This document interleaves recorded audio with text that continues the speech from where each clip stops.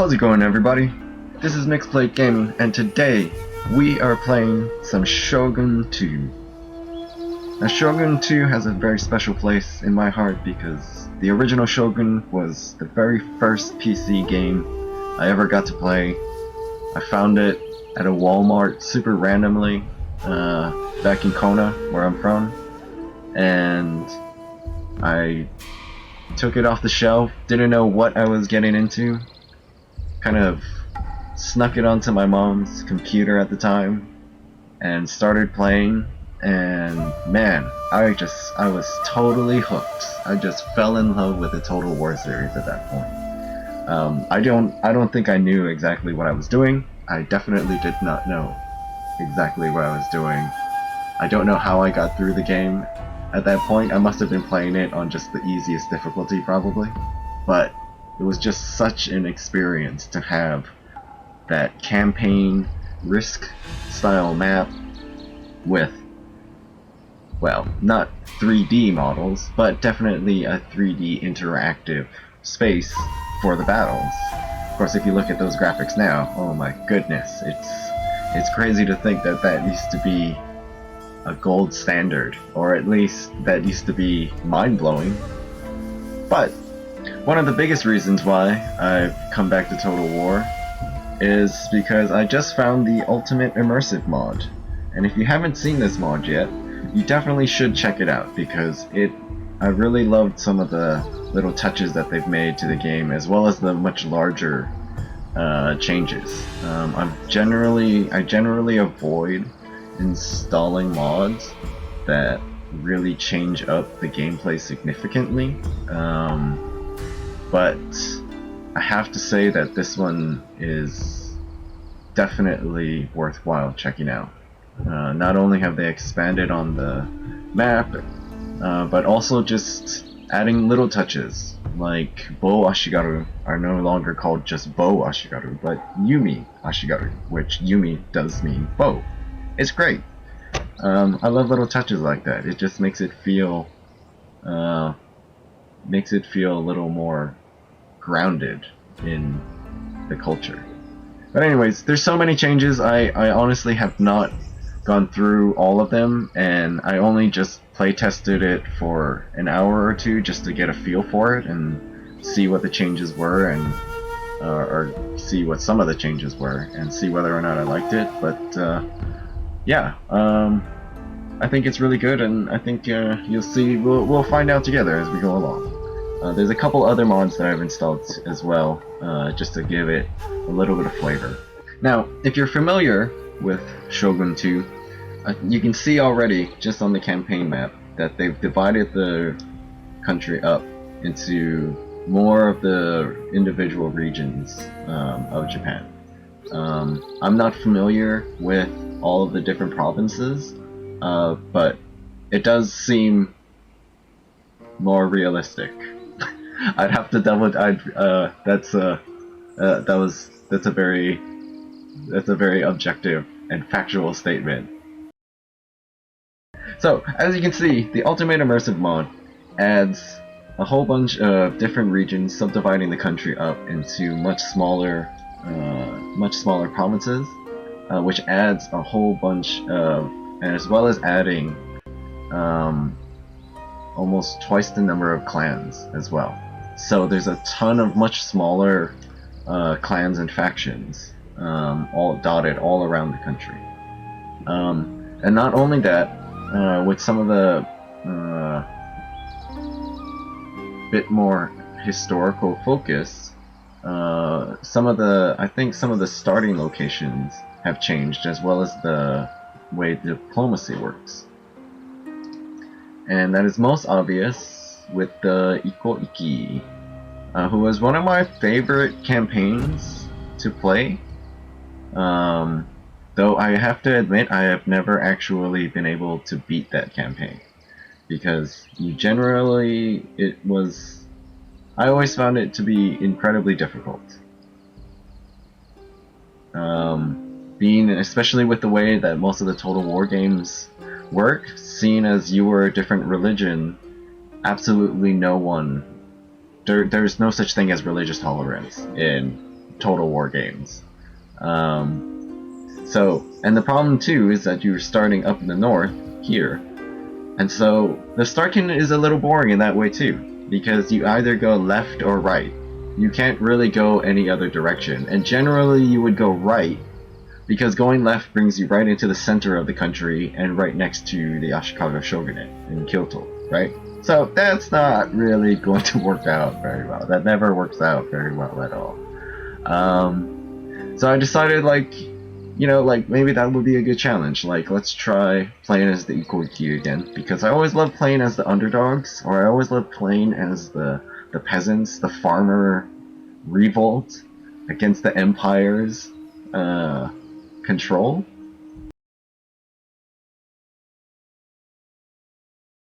Let's just get into it, shall we?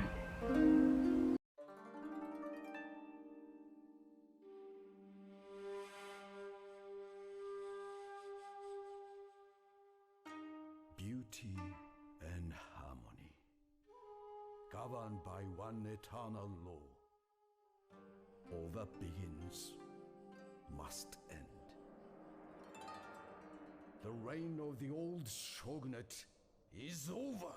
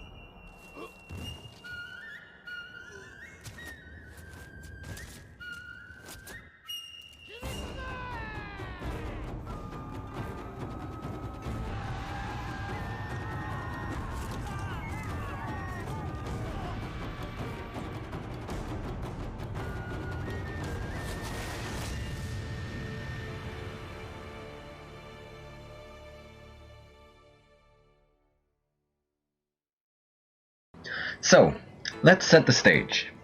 It's 1545, Japan, the Sengokujidai. Japan as a nation does not exist. Instead, it is carved into a multitude of separate territories, ruled by familial clans, headed up by daimyo or lords. Wars between the clans have been ongoing since at least the 1100s, with one clan or another sporadically rising to power to claim the shogunate, yet never able to fully assert control over all the daimyo of Japan. The Ashikaga clan, who overthrew the Hojo in 1336, have held the titles of shogunate for barely 100 years before war again raged in 1467 with the start of the Owning War, which led to the current calamity that is the Sengokujidai. Throughout these wars, sects of Buddhist temples have housed and trained the Sohei, or warrior monks, fanatical in belief and discipline, The temples often fought amongst each other for territories when not allying themselves with daimyo in pursuit of a martial cause. It is the war between the Honganji branch of Jodo Shinshu Buddhism and Oda Nobunaga that is called the Ikko Ikki. Ikko became a general term when referring to Jodo Shinshu followers, while Ikki came to refer to revolts or uprisings, though the term can also be used to define a collection of people rising in revolt. The term Ikko Ikki can be understood then as a Jodo Shinshu revolt against the oppression of the ruling daimyo and samurai. Now, in the Ultimate Immersive Mod, the first big change that you'll notice to the Ikko Ikki are their starting positions. We've lost Echizen and kept Kaga, but we've also gained these 3 provinces at the center of the map. And historically, this is actually, I don't know the exact, if these exact positions are correct. I mean, again, like obviously there's always some balance between gameplay and realism. But this was one of the reasons why the Ikko Ikki were seen as a threat by Nobunaga in his conquest.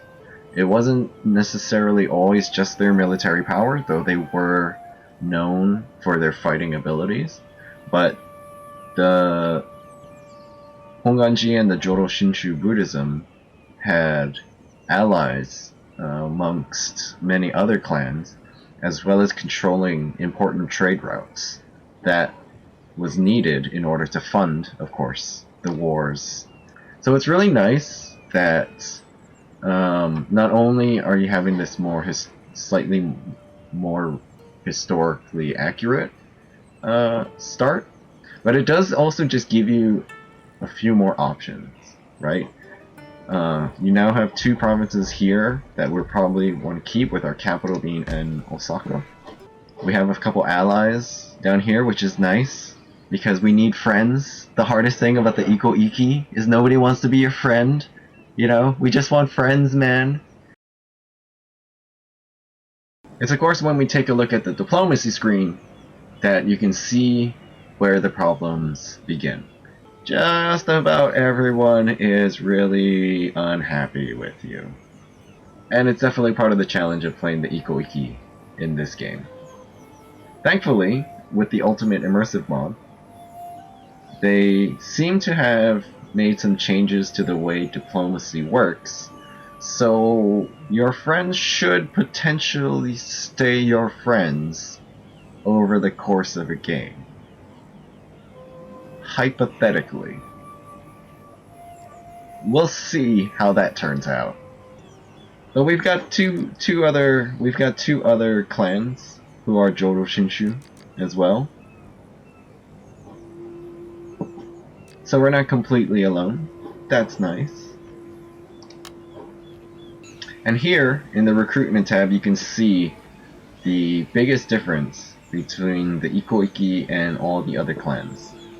While they can train Yari-Ashigaru, just like everyone else of course, what they can't train are actual samurai.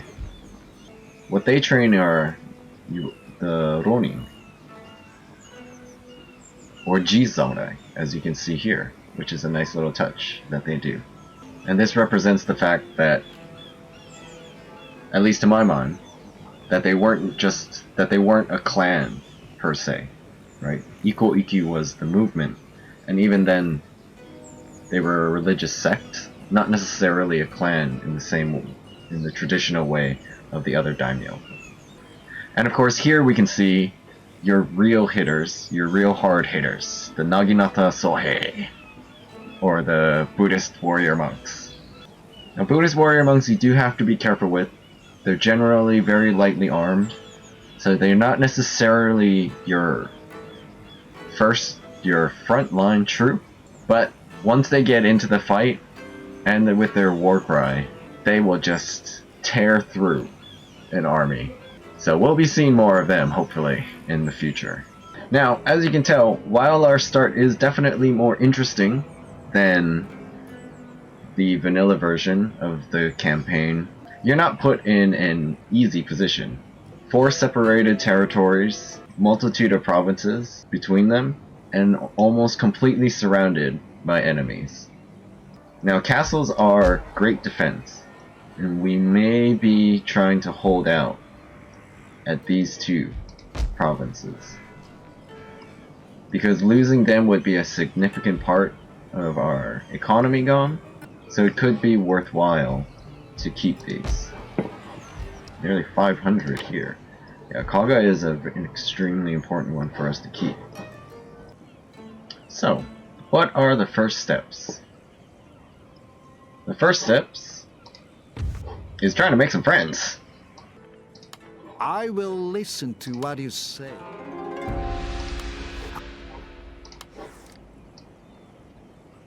He'll be my friend. Will you be my friend?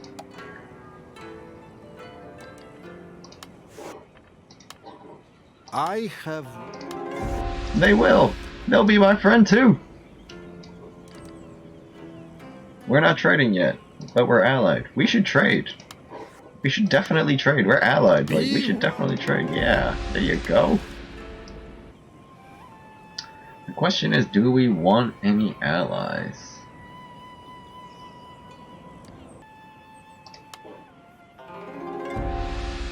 Alright, we'll take the alliance with Hatafiona. They have a lot of allies already, so that potentially will mean that we'll be more friendly with more other clans. This could also backfire, but at this point, we need friends. We definitely need some friends in this world.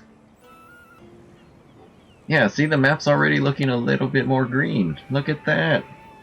Just that slightly bit more green. Until they all get killed and then we're left with no friends again.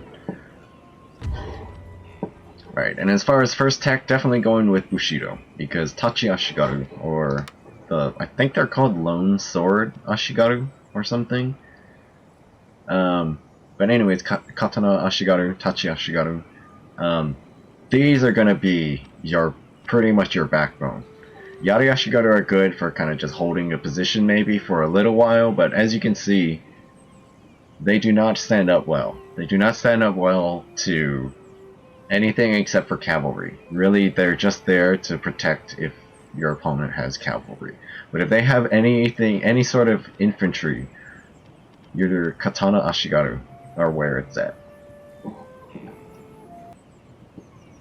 Right then.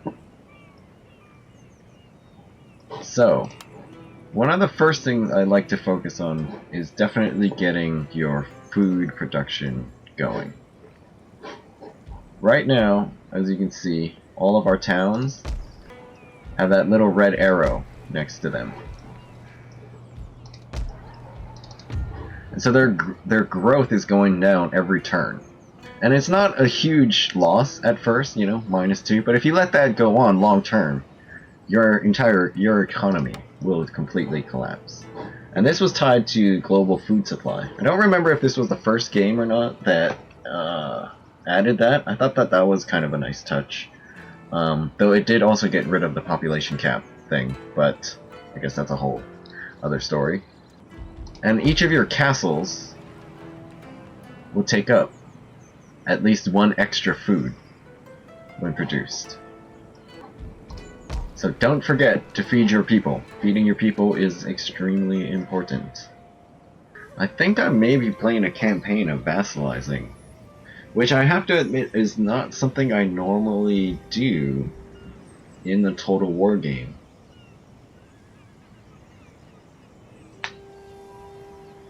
You know, when you play Crusader Kings 3, Crusader Kings 2, vassalizing can be a very useful way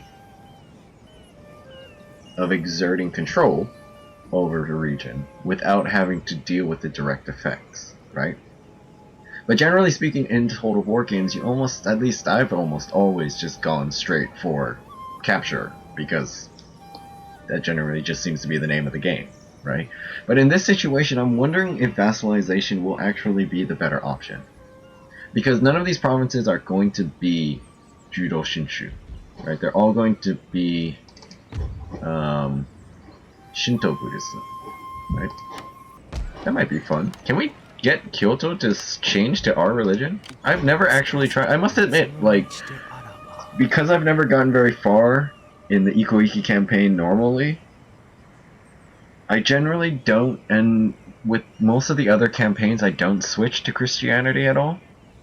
I don't actually know how the religious mechanics are going to fully work here, so this might be kind of interesting just to check out and see how this goes.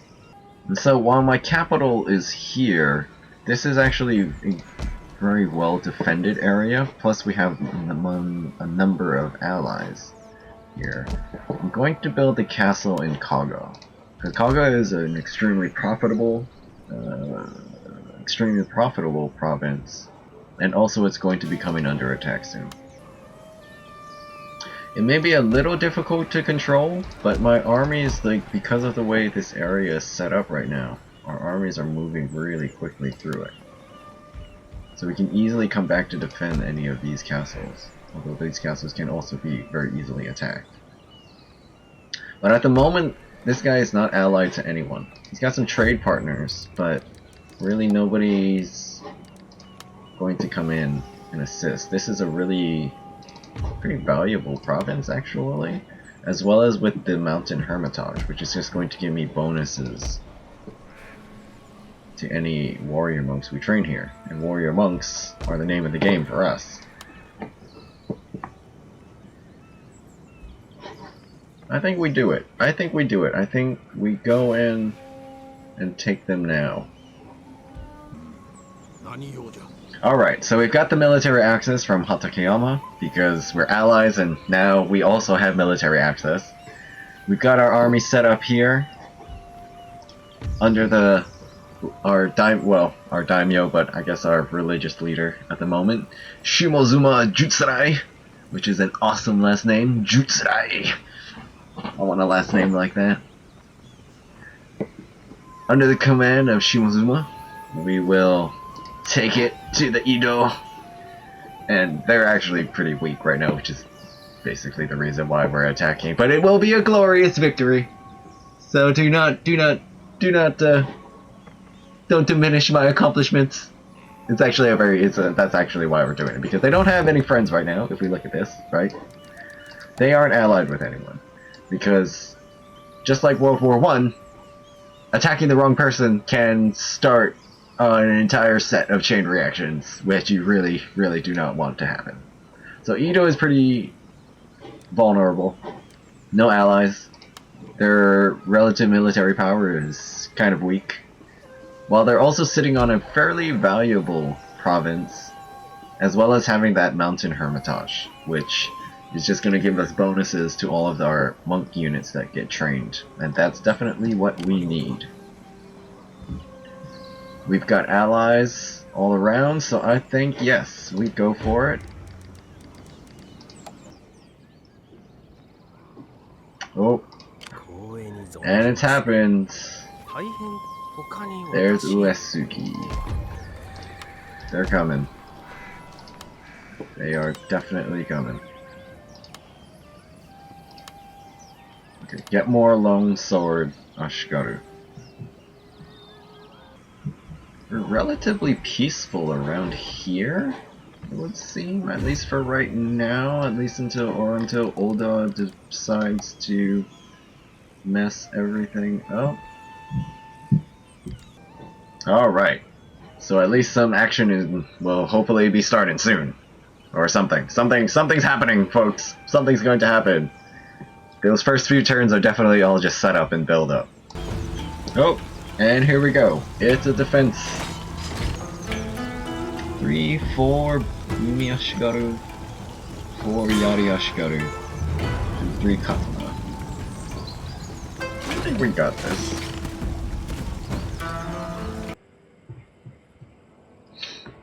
Alright, we've got our guys set up. Let's do it.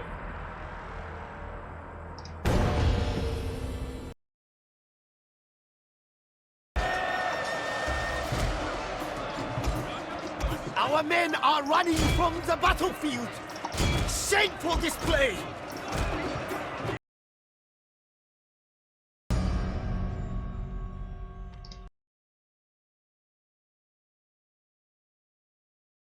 Alright, well thankfully we're not doing a challenge run. So, take 2.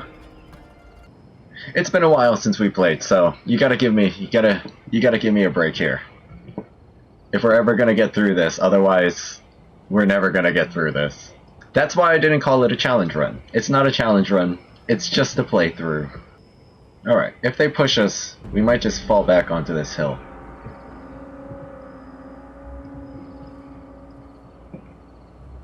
Because there's only 1, 2 avenues, unless they try to swing all the way around. But at that point our archers will have continuous fire on them.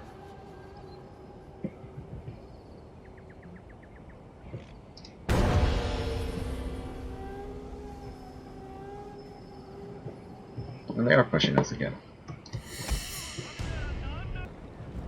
Alright, so we've got everyone relatively set up. We didn't forget anyone, because sometimes it's easy to just forget somebody.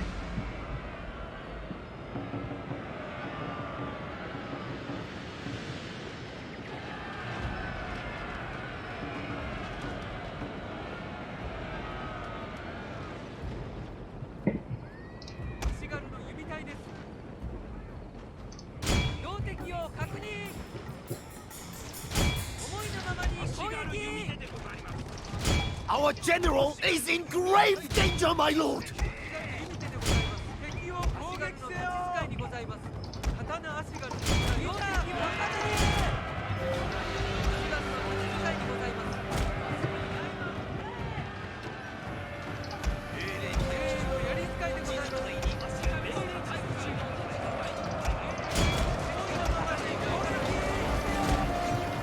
Go in to protect their flank.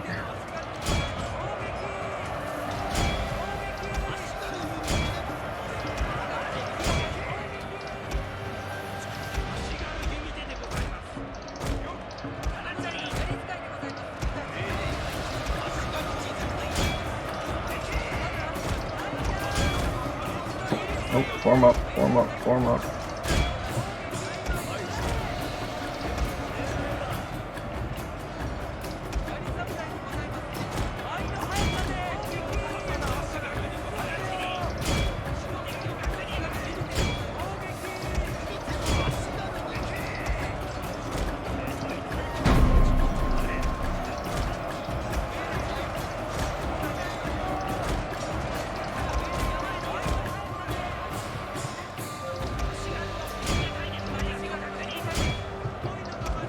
Shoot right into that mob right there. If you can, please.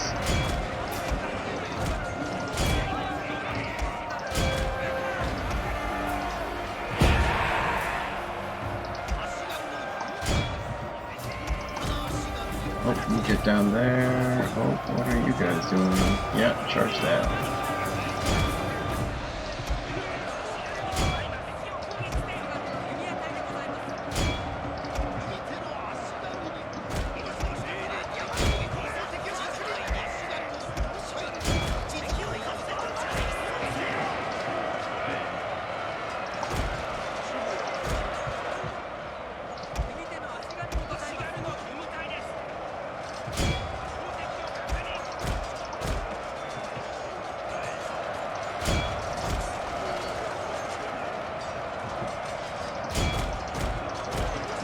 Nope, don't do that. Yeah, keep charging that.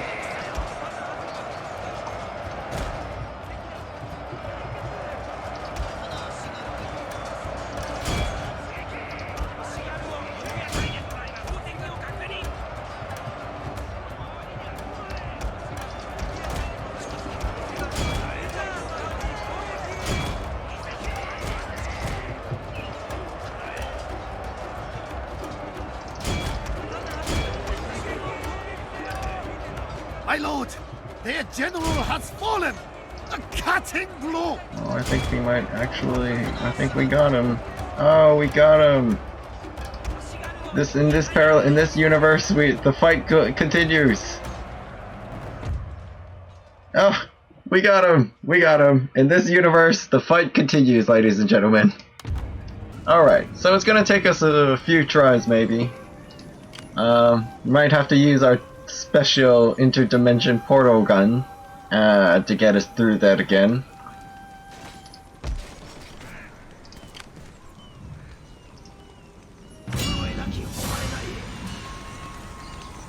Oh wow, we have a lot of reinforcements this time. Where were you guys last? Like, you guys literally showed up now? How? Like, great. They're gonna help reinforce us now when there's only 288 dudes left. Very helpful. Thank you. Thanks, guys. Good job. Good job all around. Good job all around. Yeah, thank you for helping me to reinforce this. I almost want to run this battle just to let the AI go in. No. Everybody move to the back. Everybody move back. We are not even going to touch it. We're not even touching this. Not even touching it. You know why? You know why? You know why? You know why? We're about to see why. You're about to find out why.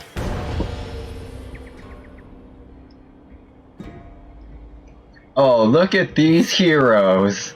Oh, yeah, look at this guy. Oh, yeah, such a big damn hero you are, huh? Yeah, now you guys are coming in, huh? Look at all of this. Look at all of this. Look at these armies. Look at these armies. Where were you guys last turn, man? Oh my goodness. Look at these guys. Look at this. Look at this. Oh yeah, great job. Oh yeah, now you guys are coming in, huh? Now you guys are coming in for the big fight, huh? Coming in for the big fight, huh? Because you guys are just so awesome. Oh yeah, now they're coming in. Too little, too late. Well, actually, way too much too late. Oh yeah, oh yeah, now everybody's running, huh? Now everybody's running. Oh yeah, now you're all running, huh? Guys, you gotta say though, Total War games are pretty epic, right? I mean, even it just does look pretty epic. So go for it, yeah, go for it, because you know what? Even with this small of a force, you're still gonna lose some, you're gonna lose some soldiers.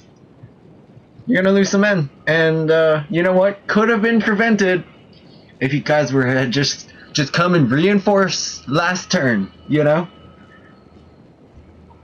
So no, my guys are taking a break. Check this, like, see, we're just taking a break. You guys, oh, you know what? You guys want to go for a swim? Maybe you guys need a bath. Oh, I know, yeah, you guys just need, you need a bath. That's all you need. There you go. Have a swim. Go have a swim. Yeah, there you go. They're not gonna drown, right? I don't think they can drown. That's right. Let our horses drink some water. No problem. Uh-huh, that's right. Yep. Run to the water, boys. Run to the water. Yeah. Feel that. Yeah. There you go.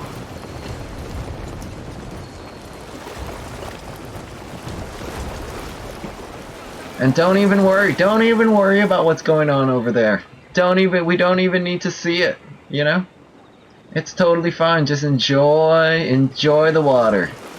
Yeah, there you go, yeah. Doesn't that feel nice? Look at this beautiful scenery. No problems at all. Nope. Well, these guys are brave. What are you guys doing? What are these guys doing? Where are you going, buddy? Are you charging the army?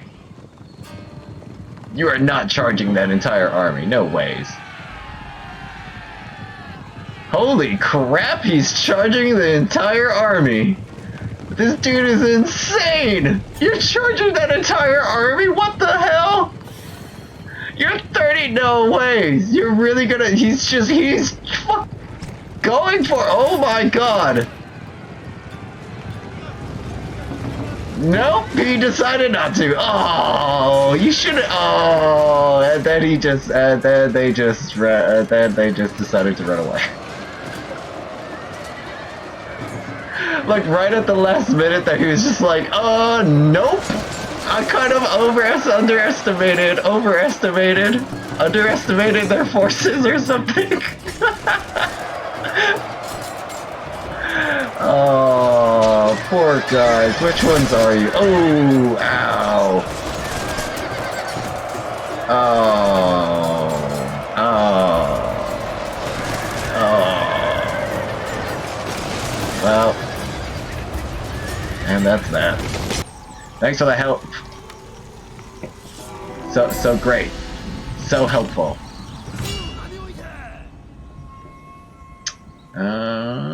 I think this one we will hold ourselves because of the shrine building.